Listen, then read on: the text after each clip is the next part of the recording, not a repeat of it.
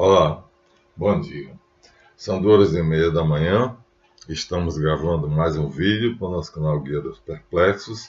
Este será provavelmente o último da série O Reino de Deus, quer dizer, da subsérie Lemúria, da Lemúria à Hiperbórea, né? Então, o Avalon, como vocês quiserem. Então, o nome do curso, vocês sabem que é Projeto Caribou. Então, nós temos séries. Essa série daqui se chama O Reino de Deus. Já quebramos em subséries. Finalmente, essa última parte, acho que esse é o último vídeo da subsérie, que se chama Da Lemúria a Avalon, a Hiperbórea. Então, vamos começar pelos agradecimentos. O canal cresceu. Eu acabei de receber a notícia de que estamos com 1.030 inscritos e já estamos cadastrados no programa de monetização. Meus agradecimentos mais sinceros àqueles que vão me dar uma vida mais digna, vocês, todos aqueles, né? São 9.300 visualizadores, 1.030 inscritos. A quantia de inscritos em relação aos visualizadores é muito pequena, mas aqui para frente o que acontece. Então, o problema é agradecer e continuar pedindo doações. Muita gente promete, eu quero doar, né? Eu quero fazer um vídeo à parte, mas não faz. Por favor, não façam isto. Se você diz que quer se inscrever, se inscreva. Se você diz que vai doar, então doe. Ninguém é obrigado. Ninguém é obrigado a prometer, mas prometendo é obrigado a cumprir. Então, agradecemos aos nossos fiéis alunos do Colégio dos Magos Caldeus, 15, e que têm cumprido a sua obrigação. A taxa mínima tem sido dada, são R$100 por 4 aulas mensais ou R$50 por uma aula avulsa. Se quiser esclarecer alguma coisa, finalmente, né, não se esqueçam de dar o seu like, muita gente esquece, se inscrevam no canal. E agradecer, sobretudo, aos meus 8 caribus, né, que são chamados assim por causa daquela figura da esfinge, chamada Assíria, mas na verdade é remanescente da Lemúria, como nós vamos provar depois, né? A Lemúria tinha como símbolo a esfinge e a Atlântida tinha como símbolo a pirâmide. Então, nós chegamos no capítulo passado, temos muitos lugares que eram colônias da Lemúria. A Lemúria explode, produz uma catástrofe. Essa catástrofe vai provocar uma irradiação atômica. Essa irradiação atômica vai atingir o cérebro, portanto, a mente dos seres humanos. Alguns conseguem como se esconder debaixo de algum abrigo, mas abrigos que eles tinham inteligência nessa época, uma inteligência 100 vezes maior do que a nossa. Então, entre esses que conseguem se abrigar, estarão os sumérios, né? Lá na Ásia, na Mesopotâmia, aqui na Inglaterra.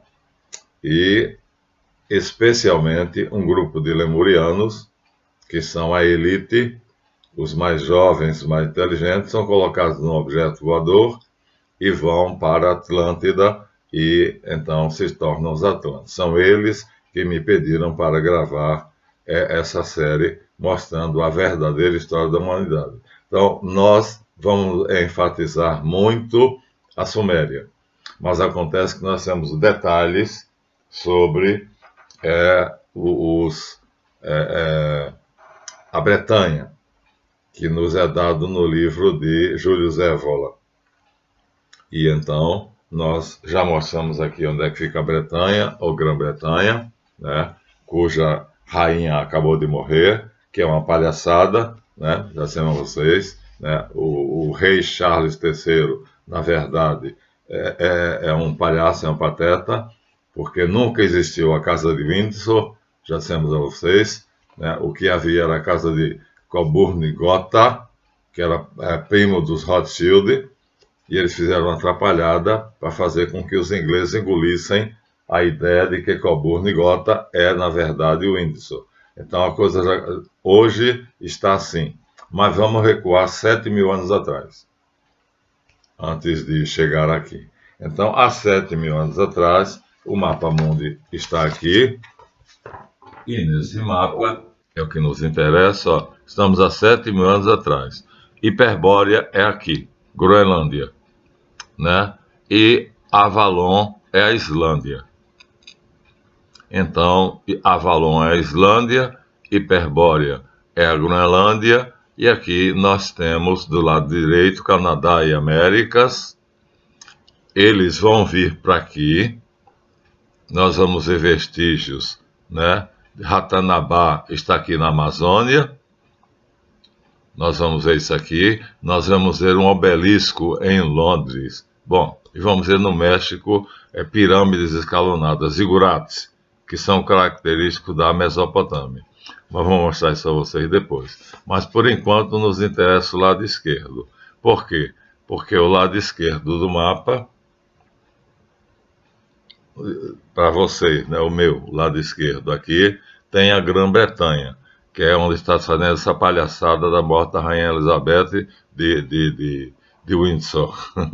Então, a Grã-Bretanha, portanto, as Ilhas Britânicas, é o nosso assunto. Por quê? Porque nós temos um autor que nos deu material histórico documentado o suficiente de que os atlantes, saindo de lá da Hiperbórea, da Groenlândia, que é a sede deles, a sede central, né, no Círculo Ártico, eu vi de lá de cima, na minha iniciação, e aí levam os mais, vamos dizer assim, civilizados, porque o Neolítico é a grande curva da história. A gente não vai nunca dar a importância devida ao Neolítico. No Neolítico, então, o caçador passa a ser pecuarista e o agricultor era, na verdade, o coletor. Nós vemos isso na Bíblia, né, no mito de Abel e Caim, e vocês veem, então, que a Bíblia não pode ser desprezada. Nós vemos aqui logo no início da Bíblia. Então, vejam, nós estamos lá nos Edda, que é o nome do livro de onde vamos tirar as principais noções daqui. Mas nós vemos aqui que Adão e Eva têm 2 filhos. Adão e Eva são personagens bíblicos, são mitos, mas acontece que eles falam da divisão do Neolítico. A Bíblia fala nitidamente do Neolítico e diz que Adão e Eva tiveram filhos, né? E vamos ver como é que diz. O homem se uniu a Eva, sua mulher, ela concebeu e deu à luz Caim, o mais velho, e disse: adquiri um homem com a ajuda de Javé, aqui o Deus Javé, que quer dizer o sendo. Depois, os Atlantes depois estão abaixo de Javé, viu? Javé não é um Atlante, Javé é um anjo. Vamos deixar isso bem claro. Foi uma pergunta de uma aluna nossa, né? Então, os Atlantes estão abaixo dos anjos na hierarquia de poderes. Javé é o anjo mais poderoso. Depois, ela também deu à luz Abel. Aí nós temos a palavra El, que é o deus semítico por excelência, que é irmão de Caim. Abel tornou-se pastor de ovelhas e Caim cultivava o solo. Olha, aqui está claro, estamos no Neolítico. Abel era pastor de ovelhas e Caim cultivava o solo. Então, um era agricultor e o outro era pastor. Está claro que é uma passagem, é uma rápida passagem, né, uma pequena menção ao Neolítico, quando os caçadores se tornam pecuaristas, criadores, como Abel, e Caim, agricultor, como os outros pré-históricos se tornam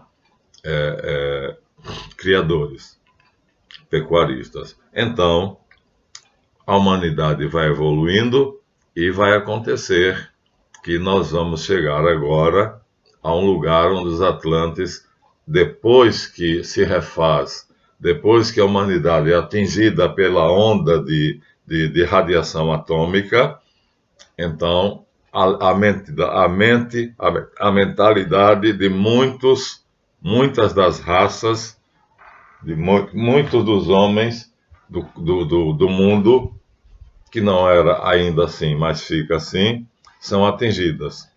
Os Atlantes, para se proteger, eles saem do Pacífico e vão vir para o Oceano Atlântico. Então, eles saem do Pacífico, aqui, Oceano Pacífico, ultrapassam a Cordilheira dos Andes e vêm para o Oceano Atlântico. Eles assim se protegem. É a história do super-homem de Krypton. Então, vamos agora mostrar a vocês o que é que acontece nessa pequena ilha. Eu ia dizer pequena ilhota. Ilhota já é pequena, já é ilha pequena. Então, temos dados históricos, e hoje eu fiz um resumo aqui para acabar de vez, né, com o que nós estamos fazendo. Então, os Atlantes estão aqui na Hiperbórea e Avalon é aqui. Avalon é a terra para onde eles vão levar uma raça especial que vai dar depois origem à saga de Arthur. Ou seja, a epopeia de Arthur e a Távola Redonda vai surgir daquelas pessoas que os Atlantes tirarem daqui das Ilhas Britânicas e levarem para Avalon, ou seja, para a Islândia. Vamos dizer nesse capítulo ainda como é que isso acontece. Mas acontece que, vamos começar, saindo daqui de Hiperbórea, os Atlantes vão querer cuidar das suas colônias, várias, pelo mundo todo, que eles herdam dos lemurianos, que são seus pais. Uma delas é a Grã-Bretanha. Vamos mostrar no mapa ela em tamanho maior. Já vimos aqui em relação ao mapa mundi. Agora vamos dizer aqui em relação a elas mesmas. Então, aqui agora aparece só Avalon, Islândia, e aparece a Grã-Bretanha. Aqui estamos a Grã-Bretanha. Aqui temos já, aqui, a Grã-Bretanha aqui. Aqui nós já temos a Península Ibérica, a Espanha, França, Alemanha, Inglaterra. Então, hoje, a Inglaterra, naquela época, o nome era completamente diferente, né? Então, era chamada a ilha dos Fomoros. Então, Fomoros, por quê? Porque foram os Fomoros que os Atlantes encontraram aí. Então, quando chegam aí para colonizar essa ilha, quer dizer, para ver o que é que ficou depois da devastação, depois que eles escaparam para o Oceano Atlântico. Algumas, como os Incas, Astecas e Maias, escaparam porque estavam nos Andes, na Cordilheira dos Andes, né? Os Sumérios e algumas outras civilizações também escaparam, né? Nós sabemos que nós temos Gudea, rei de Lagash, que é um homem bom, então a mente dele não se corrompe, mas a maioria foi totalmente corrompida. E eles se tornam extremamente violentos. Os caçadores se tornam guerreiros e os xamãs se tornam sacerdotes. Inicialmente eles se unem para fazer o quê? Para conquistar a terra, para garantir a sobrevivência, porque o importante é viver. Sem a vida não existe nada. Depois os caçadores percebem o seguinte: nós temos mais força do que eles. Então os xamãs são apenas inteligentes, têm sabedoria, e nós temos a força. Nós temos temos condições de obrigá-los a nos obedecer. E aí isso acontece no mundo todo. Os Atlantes estão vendo porque eles voam eles se deslocam pelo vento, e vi isso várias vezes, Atlantes se deslocando pelo vento, como por isso chamam de anjos voam, bem, não tem que ter asas.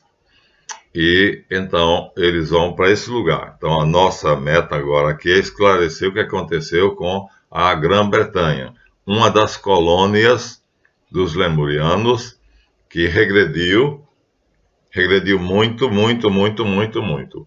100 gerações atrás dos homens pré-históricos. E lembro, os homens pré-históricos não eram burros, não eram macacos, não eram macacos que tinham virado homens.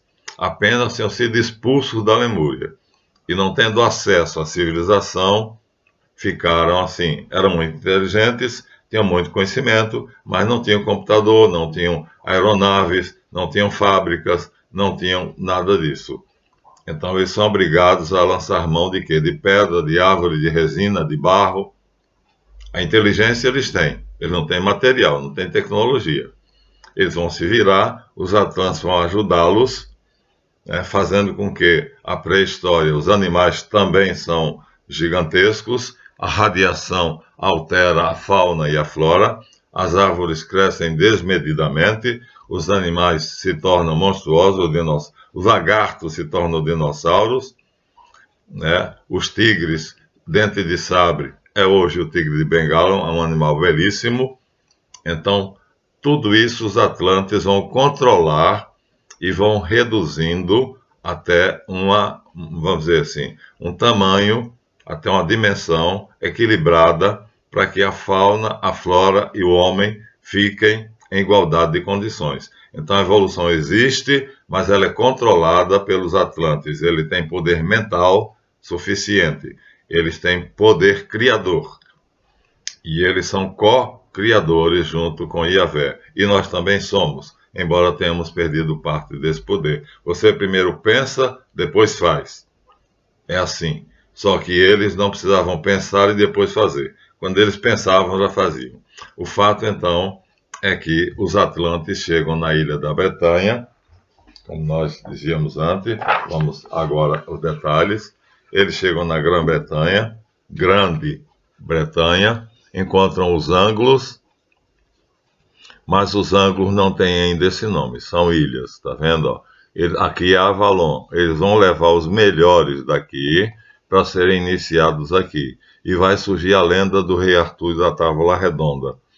Avalon, e aqui vai ser a Távola Redonda, Arthur, a terra de Arthur. Arthur existe, mas não é aquilo que contam. Né? Os padres cristãos alteraram completamente, deturparam completamente a lenda celta, cristianizando ela e degenerando. Então eles vêm para aqui. Então estamos agora na história, no momento em que os atlantes, saindo lá do Polo Norte, da Groenlândia, que não aparece aqui, então vêm para aqui, para Avalon, preparam tudo para virem buscar aqui os habitantes que escaparam da catástrofe e a mente ainda está em condições de torná-los homens civilizados. Mas o que é que eles encontram? Vamos ver. Eles vão encontrar tudo muito adverso. Mas já há aquela divisão, veja. Os caçadores já se tornaram pecuaristas e os coletores já se tornaram agricultores. Os sacerdotes, que têm a sabedoria, que não perderam totalmente sua capacidade, se unem com os caçadores. E os dois dominam. A elite que governa é a união dos sacerdotes, que são ministros, e os guerreiros, que são os reis. Essa é a corte, essa é a realeza. Então, antes aquilo que nós chamamos anglos, na verdade vem da raiz angus, é A-N-G-L-E-S, anglis. Se vocês mudarem um pouquinho, vocês vão ter anjos. Então, o que é que eles vão encontrar? Antes de serem anglos, então, os atlantes, quando chegam na Bretanha, eles encontram os fomoros. Pronto. Então, a população que eles encontram é uma população bárbara, cujo chefe é Conan, o Bárbaro. Vocês já viram vários filmes sobre ele. Não é lenda, não é mito. Ele, quer dizer, é mito, porque escreve sobre ele o que quer. Então, ele é um homem incomum, como Gilgamesh, como Nimrod, chamado Gigante. Então, ele ainda é bárbaro, ou seja, ele salvou-se do desastre de perder a inteligência, mas ele ainda é um bárbaro. E então, ele é quem comanda. Ele é chefe, é rei dos Fomorros. E ele comanda todo mundo. Então, ele é chamado de gigante. Já mostramos a vocês que na Bíblia também tem esse episódio. Então, você vê que tudo está em tudo. A coisa mais fácil que tem é você contar essa história. Quando os homens se multiplicaram sobre a terra e geraram filhas, os filhos de Deus, que exatamente seriam aqueles que eram descendentes dos Atlantes, uniram-se às filhas dos homens e geraram os gigantes que habitavam a terra, que foram os heróis famosos dos tempos antigos. Entre eles estava Nimrod, chamado famoso caçador. Gigante não é porque eles fossem de um tamanho incomum. Eles eram mais altos, mas não eram essa coisa toda. Acontece que, se a gente for até a Grécia, nós vamos encontrar aqui, no episódio também mítico, gigantes. Aqui nós temos a luta de Hércules com os gigantes. Olha só, há um postulado filosófico que diz: quando uma história acontece na Terra toda e durante todo o tempo se mantém, então ela é verdadeira. Aqui nós temos Hércules em pé, e ele percebe que quando ele tira o gigante da terra, quando o gigante tira os pés da terra, ele morre. A força dele está no contato dos pés com a terra. Mas você vê, são dois homens de uma estatura grande, forte, mas não são gigantes.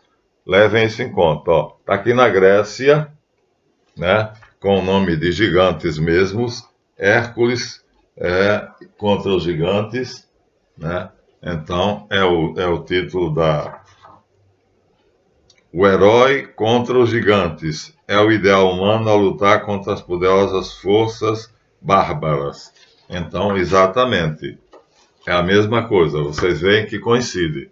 E aí, na Bíblia, nós vemos ali, né, descendentes de uma raça superior que degeneraram. A raça superior nós chamamos de pré-história. É uma injustiça. Eram superiores e nós dizer pré-história e dizer que Darwin dizer que descende do macaco. Bom, mas o fato é que os Atlantes encontram ali os gigantes, que são aqueles homens, tá vendo? Fortes, de grande estatura. Nós vamos encontrar Gilgamesh, nós vamos encontrar Enkidu, nós vamos encontrar Hércules, nós vamos encontrar aquela raça que ele extermina, porque estava fazendo mal a todas as cidades próximas. Então, minha gente, é a mesma coisa no mundo todo. Uma raça degenerada que ela quer se sobrepor através da força e da brutalidade. Já vimos em Gilgamesh, lembra no vídeo anterior. Agora nós estamos na Irlanda, né? No vídeo anterior em Gilgamesh é na Mesopotâmia. A Mesopotâmia, minha gente, olha, para quem não se lembrar, a Mesopotâmia está no atual Iraque. No atual Iraque. Então nós temos aqui Romênia, Eslováquia, eu não tenho muita Lituânia, Letônia, Bulgária, ai meu Deus, Macedônia, Áustria, estou por perto, viu? República Tcheca, Suíça, França, Itália, Croácia, será que eu só não encontro o Iraque, Belarus, Lituânia, Estônia? Então, está aqui. Ucrânia, que é onde está acontecendo a guerra, né? Rússia, e aqui nós temos Suécia, Noruega, Finlândia, que eles também vão civilizar, os atlantes vão civilizar, a Alemanha, Países Baixos. É porque está com o nome de Países Baixos aqui, né? Então nós temos aqui, meu Deus do céu, Bélgica, França, Austrália, aqui não aparece ainda, nesse mapa ainda não aparece. Croácia, o mapa é muito antigo. Bósnia, não aparece ainda. Albânia, então não aparece ainda, mas está por essa região. E aqui que vai acontecer, a Mesopotâmia vai estar por aqui, na terra entre rios. E aí, os atlantes vão chegar na Grã-Bretanha. Vão encontrar quem? Os Fomoros. Os Fomoros são o que? Os gigantes. Que nós já vimos na Grécia, lutando com Hércules, que nós já vimos na Bíblia, como Nimrod, né? E nós já vimos na Mesopotâmia, né? Que não tem tantos lugares diferentes. Na Mesopotâmia, com o Gilgamesh e Enkidu. Então, em vários lugares do mundo, a história é a mesma, o que significa que é verdadeira, segundo o postulado filosófico. Então, chefiados, o mais famoso chefe deles chama-se Conan, o Bárbaro, e Conan enfrenta uma invasão. Essa invasão é dos Partholon, junto com os Nimrod. Os nomes são antigos porque são anglo-saxônicos. Então, os Fomoros, habitantes naturais, são aqueles que estão lá, os atlantes encontram eles lá, mas vem a Primeira Guerra.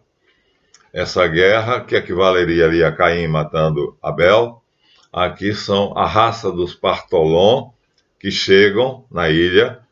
Aqui o livro não dá o detalhe como chega, mas chegam os Partholon unidos a outra tribo, os Nimrod. E eles, então, se juntam para derrotar os Fomoros. Acontece que terminam que eles derrotam os Fomoros e reduzem eles a um punhado.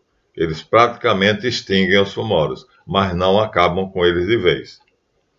Ou seja, os Partholon e os Nimrod chegam juntos na ilha, aportam e combatem Conan, ou seu descendente, e ganham.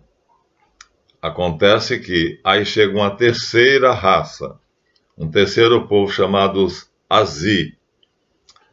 Os Azi tentam controlar, então, os restantes, os sobreviventes do Nimrod com os Partholon, que tinham vencido os Fomoros. Então, tinha um punhado de Fomoros, vamos sistematizar, e tinha duas tribos que ganharam deles, que reinavam, os Partholon e os Nimrod. Os Partholon inventaram o mito de Poseidon, Netuno, que era o deus deles. E aí chega uma outra tribo, essa tribo é super civilizada, e essa tribo derrota, exatamente através da sua sabedoria, eles derrotam os Partholon unidos aos Nimrod, que escravizaram os sobreviventes dos Fomoros. Mas acontece que vai haver depois uma revolução. Os Nimrod, junto com os Partholon, se unem com os sobreviventes dos Fomoros e eles se voltam contra os Azi e os massacram. A coisa é para valer. Só você vê que os atlantes não podem interferir. Por que eles não podem interferir? É proibido a eles interferir na liberdade humana. Como o super-homem, o pai dele de criação diz: meu filho, você é um homem superior, mas você vai me prometer que não vai interferir na história da humanidade. Ele termina interferindo porque ele salva Lois Lane, ou Miriam Lane, como quiserem, né? Acontece que os Azi, eles são a raça superior e eles têm 4 grandes heróis que têm a capacidade, estão muito, muito evoluídos. Eles têm contato com os Atlantes porque eles estão mais ou menos na mesma linha dos Atlantes, e aí eles fazem, então, um tipo de irmandade, uma fraternidade, chamam-se Azi. Estão no livro chamado Eda, uma coleção de livros chamado Eda. Ó, está tudo documentado aqui, né? Nesse livrinho aqui, que é O Mistério do Graal, do Júlio Zévola. Então, mas os Azis são massacrados. Mas antes de serem massacrados, chega uma nova raça, uma nova tribo, um novo povo até a ilha, chamados Tuatha De Danann. Isso é curioso, porque a tradução de Tuatha De Danann é filho do céu. E exatamente o nome sumério quer dizer filho do céu. Anunnaki quer dizer filho do céu. Aliás, sumério quer dizer homens civilizados. Desculpem. Sumério quer dizer homens civilizados. Mas os deuses dos sumérios, Anunnaki, são chamados filho do céu. Então, os Tuatha De Danann, cuja tradução é adoradores do deus Anu, que é o deus dos sumérios. Coincidência? Nós estamos na Bretanha, minha gente. Os sumérios estão na Mesopotâmia. A distância é enorme. Então, o rei dos Tuatha De Danann se chama Ogme. Ogme, O-G-M-E, Ogme. Então, ele é rei dos Tuatha, é um homem bom, e ele recebe de presente dos Azi, já derrotados, vamos dizer assim, os sacerdotes deles recebem poderes que são, na época, vamos dizer assim, efetivamente reais, que nós vamos no tarô encontrar. Esses presentes são os sacerdotes que recebem. São 4 presentes. Esses presentes são a pedra ou coroa da realeza. Quem tiver ela será rei. Quem conquistá-la será rei. A lança de Lug, que despede raios. A espada de Nuadu, que é a capacidade mental de subjugar o homem pelo afeto, fazer com que o afeto vença a violência, os sentimentos, o coração. Vai ser apresentado no tarô por copas. E, finalmente, o que é que falta? Ouros, que é a pedra ou coroa, paus, a lança, espadas e copas. Então, são 4 objetos. Esses 4 objetos, eles agem de maneira, vamos dizer assim, astral, psíquico-astrais. Eles têm, no início, existência real. A maçonaria, por exemplo, usa, e na saga de Arthur se descreve o que é. Vou mostrar aqui para vocês. Então, a pedra pode ser simbolizada por uma bandeja ou um cálice. Então, os cristãos, os frades cristãos, deturpam a lenda e dizem que a pedra real é, na verdade, a taça em que Jesus Cristo bebeu o vinho na última ceia. Já é uma deturpação, já é uma degeneração. É muito bonitinho, mas não é verdade. Na verdade, era um prato, era uma bandeja. E o que você quisesse aparecia nessa bandeja. Inclusive, se uma pessoa estivesse morrendo e você desejasse o medicamento para curar essa pessoa, ele aparecia aqui. Então, era um prato mágico chamado cornucópia, em algumas civilizações, e comida aparecia, bebida aparecia, um medicamento para um doente aparecia. Então, isso tinha um caráter mágico. Depois, os frades e os monges cristãos vão transformar isto aqui, dizendo que era a taça que Jesus Cristo bebeu, o vinho da última ceia. Então, a lenda de Arthur começa com o Graal, é isso que nós estamos falando agora, o Santo Graal, que na verdade é um recipiente, né? O recipiente de Nuadu é chamado assim, uma pessoa, um ser muito semelhante ao poder dos Atlantes, que tem esse poder, tem esse objeto, e ele dá aos Tuatha. Ele dá aos sacerdotes dos Tuatha. Esses objetos ficam no altar, preciosos, e são usados pelos sacerdotes para vencer aqueles bárbaros. Então, assim, os sacerdotes vão usar magia, vão usar o poder religioso, vão usar parapsicologia, metapsíquica, não importa o que vocês queiram, para subjugar a força. Mas eles não conseguem. Não conseguem porque as hordas e hordas de bárbaros, como Conan, são enormes e terminam massacrando ele. Os Azi terminam sendo totalmente mortos, mas deixam isso. Então, aqui está o grau original. Uma bandeja mágica que surge nela o que eu quiser. E que os frades franciscanos e os monges beneditinos vão transformar na taça em que Jesus Cristo bebeu a última ceia. Bebeu o vinho da última ceia. E mais tarde, no tarô, nós vamos dar a noção da coroa, porque é a pedra da realeza. Na história de Arthur da Távola Redonda, ele tira uma espada de dentro da pedra, recebe a coroa da Inglaterra. Então, na verdade, já em Cabala, quando nós estamos já na árvore da vida, se nós passarmos agora para a árvore da vida, então nós temos aqui em cima de tudo a Sefira Keter, que significa coroa, e aí olha aqui a coroa.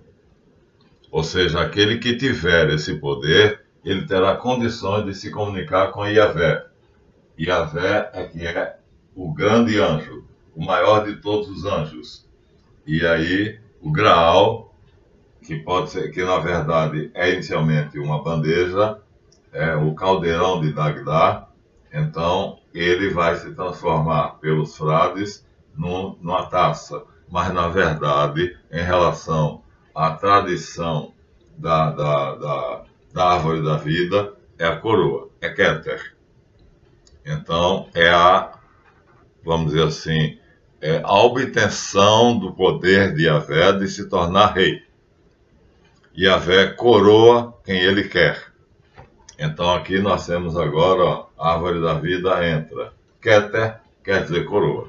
Então é a mesma coisa. Então, muda de acordo com o tempo, mas nós estamos aqui. Então, o rei Arthur, por exemplo, né, existiu. Mas o Arthur que nós temos aqui está há 7.000 anos atrás. Enquanto que o primeiro Arthur verdadeiro está no ano 4.000 depois de Cristo. Imaginam vocês, 11.000 anos depois. E o Arthur que vai aparecer nos romances arturianos está no ano 1300. E a história vai sendo acrescentada e vai mudando e vai mudando. De qualquer maneira, né, os Azi, antes de serem destruídos, dizimados, eles passam para os Tuatha de Danann, que significa os adoradores do deus Anu. Tuatha de Danann significa adoradores do deus Anu. Curiosamente, são também adoradores da mesma divindade dos sumérios, né? E eles vão dar de presente aos sacerdotes dos Tuatha, os Azi, que são um povo que vive em duas dimensões. Eles vivem com corpo físico, como os Atlantes. Eles têm o corpo físico, mas quando eles querem, eles desaparecem. Pluf, e desaparecem. E esses objetos também. Quer dizer, a coroa de Arthur aparece misteriosamente depois que ele tira a espada de dentro da pedra, no mito, né? Então ele se torna rei. Todo mundo reconhece ele como rei. Então é assim. O primeiro objeto é esse, né? É a pedra da realeza. São os Azi que vencem 3 tribos juntas: os Partholon, os Namhaid e os remanescentes dos gigantes Fomoros, que Conan era o líder. Então, eles vencem, mas eles são, depois, numa rebelião, são massacrados. Antes de ser massacrado, eles passam esses objetos, que são físicos, mas podem se tornar invisíveis, metafísicos. Ou seja, o poder de criar, o poder de reinar. Então, assim, os sacerdotes vão poder se sobrepor, segundo o plano deles aqui, aos caçadores. E, além disso, eles vão dar também, além dos... eles dão, os Tuatha de Danann são... eles têm um rei chamado Namhaid. Não, eles estão unidos aos Namhaid, desculpa. Namhaid é uma raça. Então, os Tuatas, então, junto com os Namhaid, eles subjugam os Partholon.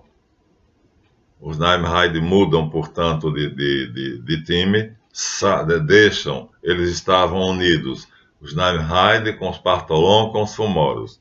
Os Namhaid se separam dessa união e vão ficar do lado dos Tuatas.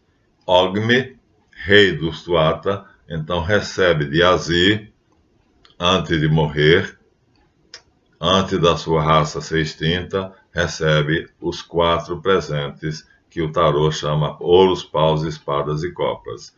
Então, nós mostramos aqui o primeiro presente, que é ora chamado uma pedra, ora chamada uma taça, ora chamada a cornucópia da abundância, ou seja, uma bandeja que é capaz de produzir o que você quiser. Além disso, eles vão ter a lança. A lança de Lugh, na verdade, não é uma lança, é um bastão. Olha, todo líder tem um bastão. Moisés tem um bastão, Abraão tem um bastão. Então, o bastão, na verdade, esse bastão vai ter uma capacidade. Esses vieram da África, foram feitos diretamente na África e foram me dados de presente, para simbolizar isso. Os indígenas africanos acreditam que a ponta desse bastão, quando é apontada para uma determinada pessoa, ela emite um raio que pode matar ou pode curar. Esse foi dado a uma pessoa que trabalhava comigo incorporada, eu não incorporava, e esse a mim. Depois a pessoa deixou de incorporar, deixou ambos comigo. Então, o bastão, né, é de Ogme, não, vamos ver. O bastão é de Lugh e emite raios, né? As pontas dele emitem raios, e esses raios são mortais. Seria o laser? Talvez. Aí vocês vão dizer, mas aí, Marlanf, e aí como é que fica? Aí como é que fica, sou eu que vou perguntar a vocês. Porque se você pegar aqui a Bíblia mais uma vez, no livro dos Reis, você vai encontrar aqui Elias, o profeta Elias, e você vai ver o seguinte, que o profeta Elias tinha a capacidade de fazer o raio cair do céu. Nós vamos mostrar aqui a vocês, né? O profeta Elias tinha a capacidade de fazer com que raios caíssem. Gente, é perfeito, vai ser a mesma coisa. Acontece que cada um vai contar do seu jeito, mas vai ser a mesma coisa. E então, Elias vai ter o poder de fazer os raios virem do céu. Eu marquei e agora aqui não estou encontrando. Elias é depois de Davi.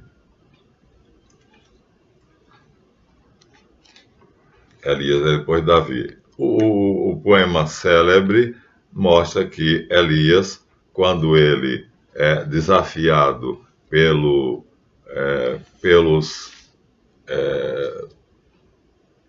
adoradores de Baal, ele desafia eles a um combate. Encontrei agora. Elias, o porta-voz de Javé. Está aqui na Bíblia. Elias, o porta-voz de Javé. Também tinha o poder de trazer raios do céu. Coincidência? Então você vê que os Azi dão aos Tuata de Danon, ao seu chefe, ao seu rei, que se chama Ogmi, um bastão que tem o poder de emitir raios. Esses raios matam ou curam. Aí você encontra aqui, na Bíblia, no livro do profeta Elias, ele tem o poder de trazer raios do céu. E esses raios matam, não curam, matam. Aqui nós temos toda uma história, capítulo 17, onde ele faz fazer um raio vindo do céu e consumir um holocausto. Ele coloca um touro em cima de pedras, água, e coloca tudo de acordo com o que ele quer. Depois ergue o braço para o céu e diz: Yahvé mostra seu poder, e um raio vem do céu e consome tudo, até quem está em volta é levado junto. Depois disso aqui, o rei fica convencido de que Yahvé é o verdadeiro Deus. Está contado aqui, ó, é o livro de Reis, primeiro livro de Reis, capítulo 17. Depois disso, a rainha, que é Jezabel, né, que ela adora Baal, ela tenta se vingar de Elias e manda 150 soldados em 3 turmas. 50, 50, 50. E ele está contado aqui na continuidade, e Elias está sentado numa colina, quando os 50 soldados chegam e dizem: venham prender você com a ordem da rainha Jezabel. Ele diz: vocês vão me levar? Vamos, se você não quiser ir por bem, vai por mal. Nós sabemos que você é um profeta de Deus e tem capacidade de se comunicar com Yahvé. E aí ele diz, já é um outro episódio, esse aqui, dele fazer o sacrifício desaparecer com um raio, é um. Aí ele diz aos 50 soldados: pois se eu sou um profeta de Deus, que caia um raio do céu e consuma vocês. E cai um raio do céu e os 50 soldados são fulminados. Aí a rainha manda mais 50, acontece a mesma coisa. A rainha manda mais 50. Esses outros 50 são chefiados por um homem bom, que quando se aproxima dele diz: meu senhor, não me mate, não mate meus companheiros. Nós estamos apenas cumprindo ordem. Venha conosco pacificamente, que nós garantimos a sua vida e segurança. Ele vai. Ele desce do monte e vai. E aí, como é que a gente fica? Minha gente, está aqui, ó. Quem quiser, pode ver. É livro do rei, primeiro livro dos reis, 17. É o mesmo poder. Nós vamos encontrar na lança de Lug, a pontinha aqui é de mármore, eu já usei, viu? Isso aqui não é brincadeira, não, eu já usei, né? Isso foi feito na África, foi esculpido na África, né? Mas não é raios que vão matar a pessoa, não. Eu uso para curar. Então, agora, é coincidência? E aí, se vocês forem à mitologia grega, vocês vão encontrar uma coisa muito interessante, né? Vocês já sabem o que é. Vocês já sabem que se você for até a mitologia grega, vocês vão encontrar um personagem famosíssimo chamado Zeus, que tem a capacidade. Grécia é em outro lugar já completamente diferente. Esse personagem chamado Zeus tem o poder de fazer cair raio do céu. Então, eita, o livro está caindo aos pedaços. Espera aí, deixa eu ver se eu consigo ajeitar aqui. Então aqui nós temos Zeus, aqui ele no céu, no seu trono, né, com um raio na mão. Aqui o rosto dele numa estátua Zeus olímpico, e aqui mostrando que ele tem o poder de fazer os raios caírem do céu na terra. Se ele quiser destruir uma cidade, destruirá com a maior facilidade. Aqui tem outras imagens dele. Minha gente, olha só, São várias civilizações contando a mesma história. Então, quando diz Júlio Zévola, você tem em várias tradições a mesma história, é porque ela é verdadeira. Então você tem Elias, que é capaz de fazer cair raios do céu. Em Reis 17, você tem Zeus, na Grécia, que é capaz de fazer cair raios do céu. Você tem o Tuatha de Danann, com a lança de Lug, na verdade é o bastão, que é capaz de fazer cair raio do céu.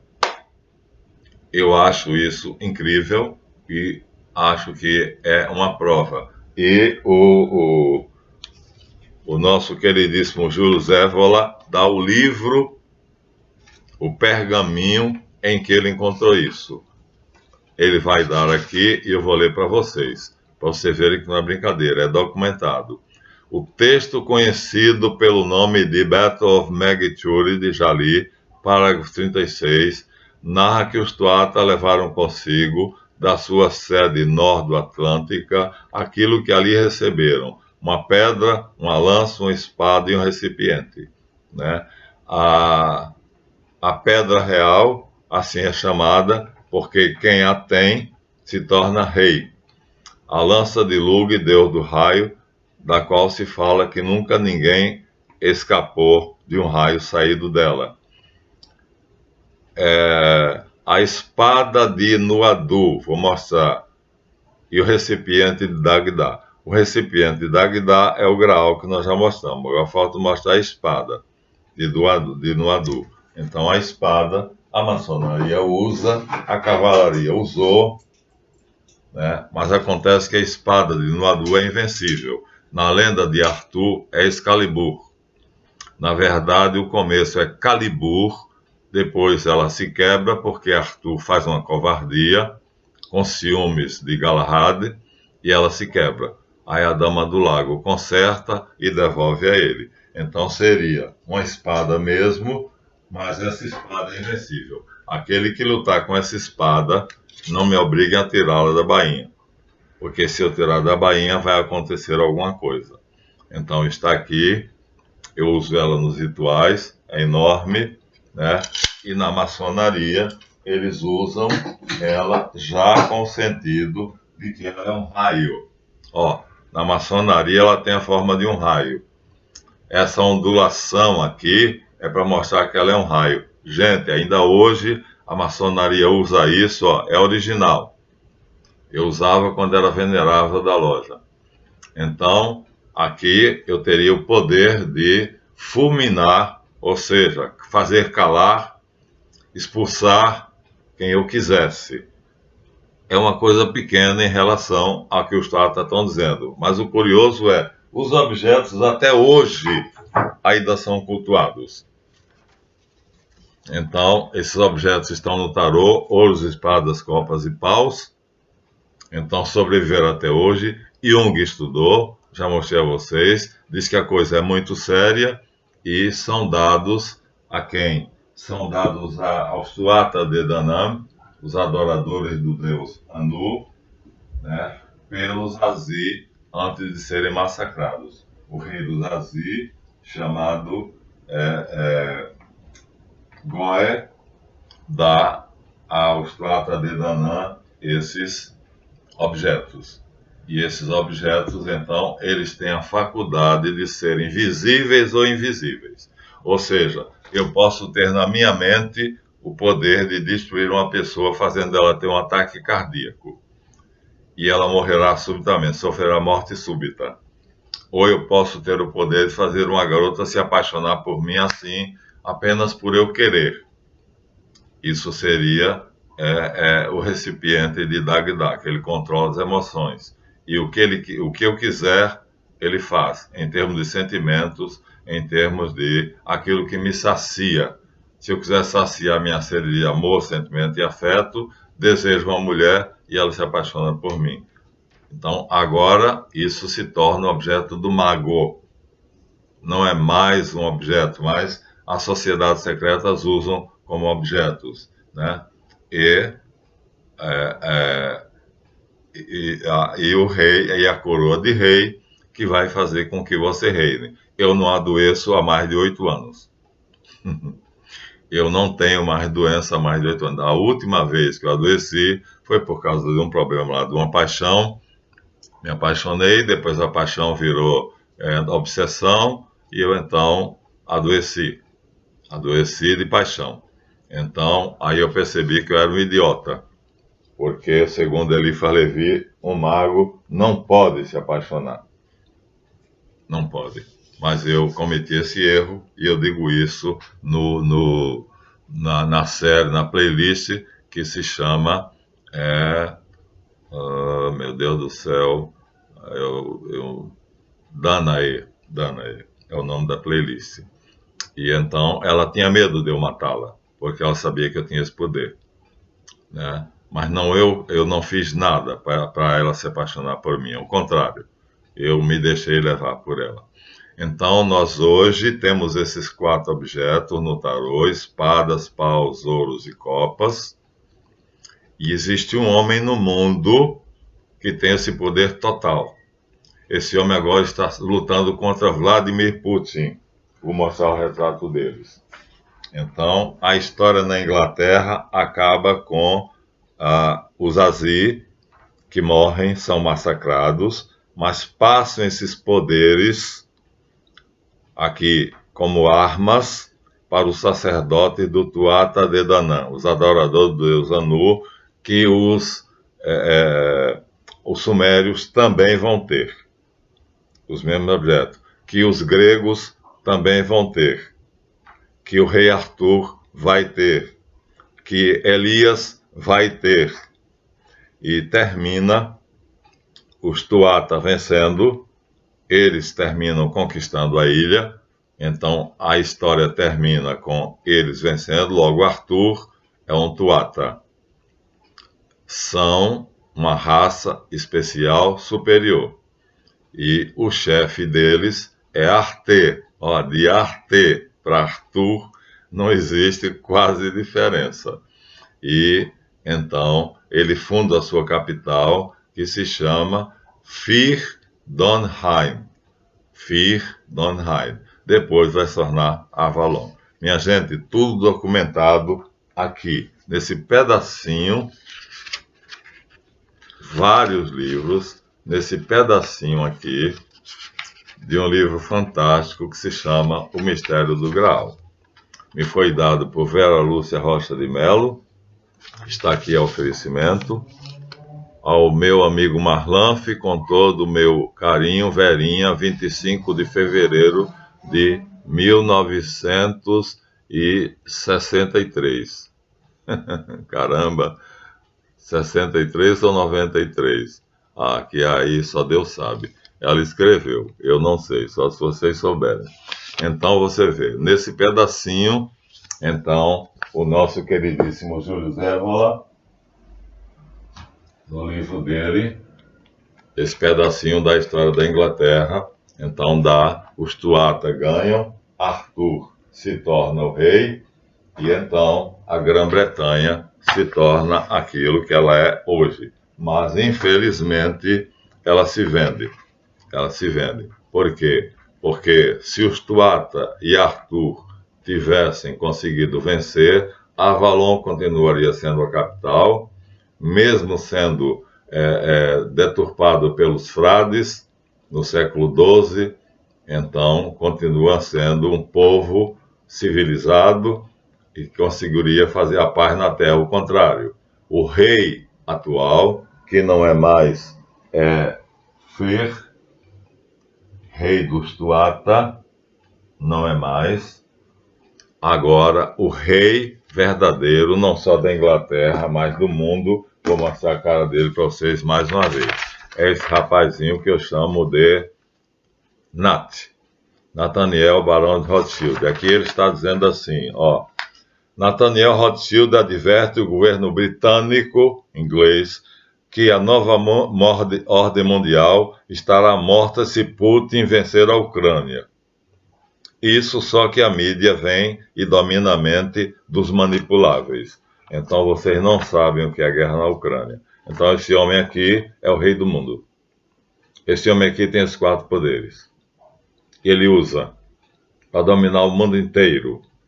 Lord Nathaniel Barão de Rothschild. Então vocês vejam como é que uma simples historinha, mas totalmente documentada, ela vai nos dar algo que hoje está aí. Esse homem está em luta, ele chefia a OTAN, né? Ele comanda os presidentes todos, mas não tem a União Asiática. E ele quer a União Asiática. Esse é o motivo da guerra de Putin contra ele. É ele contra Putin. Eles dois sabem disso. São os dois inimigos. Putin também tem os poderes dele. Não é Alexander Dugin só não, viu? Dugin tentaram matá-lo, não conseguiram. Também tentaram assassinar Putin, não conseguiram. Mas a guerra é entre esse homem aqui, Vladimir Putin, e Alexander Dugin. Assim está terminado. Então, na tradição, há 7.000 anos atrás, o rei era Fé. E reinava, aliás, era Arter. Fé era quem conquista os objetos dos Azi, recebe. Mas ele passa para Arter, e Arter é Arthur. Então, aqui nós temos aqui o filho de Satanás, o anticristo, que tudo isso aqui, infelizmente, então, é ele quem mora aqui e está rindo de vocês e está rindo dos ingleses porque estão acreditando que a casa de Windsor agora tem um novo rei, Charles, que é grão-mestre dos maçons do mundo todo, ou seja, manda na maçonaria universal, portanto, é o chefe político da humanidade, porque maçonaria é só política, mais nada, mas acontece que ele não está lutando contra a maçonaria está do lado dele. A maçonaria abriu caminho para ele chegar onde ele chegou. Por isso ela é a partir de 1717. Isso é outra história. A partir de 1717 ele conseguiu, ele não, os antepassados dele, conseguiu conquistar a maçonaria e a maçonaria abriu caminho para eles. Hoje ele é o rei do mundo. Mas acontece que a União Asiática não se rendeu.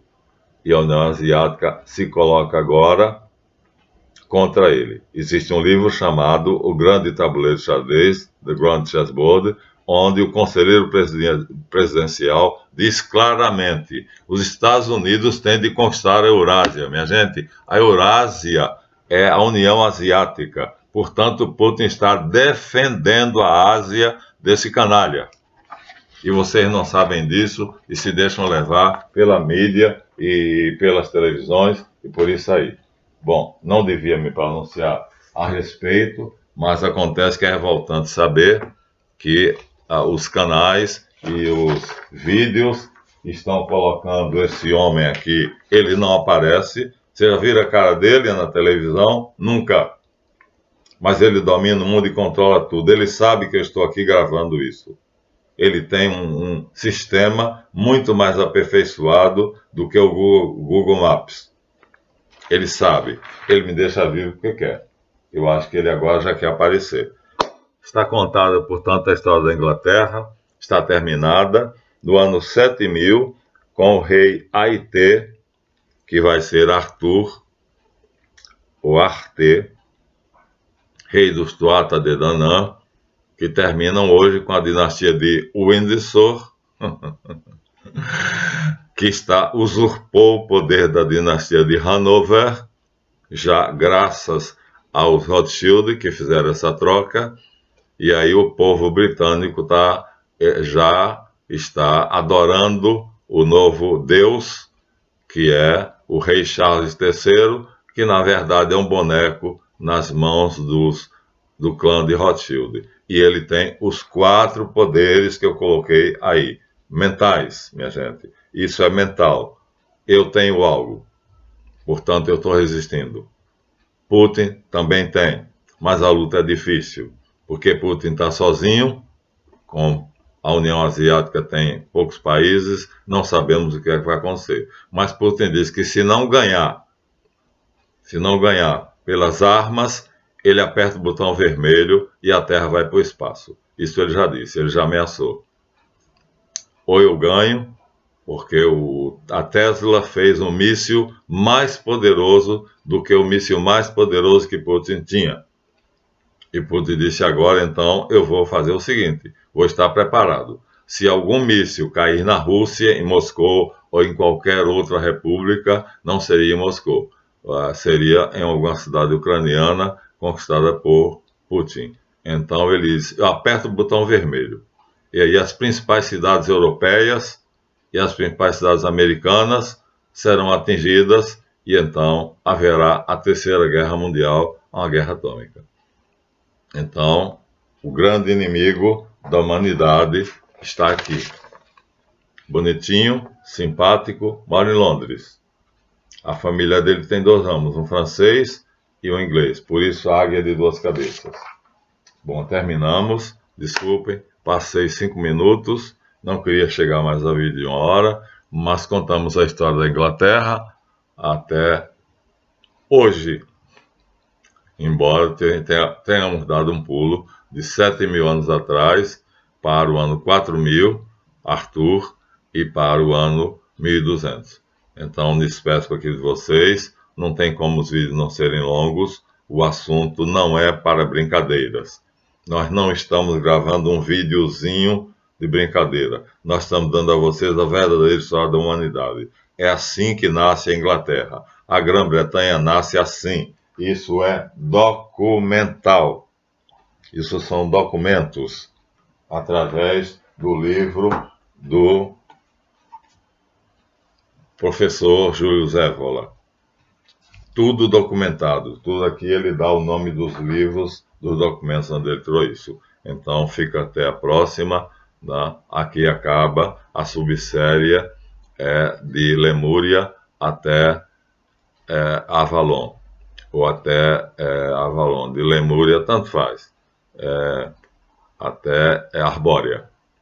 Arbórea é a Groenlândia, Avalon é um pouco abaixo. E então, vamos ver como a gente vai continuar no próximo. Até lá.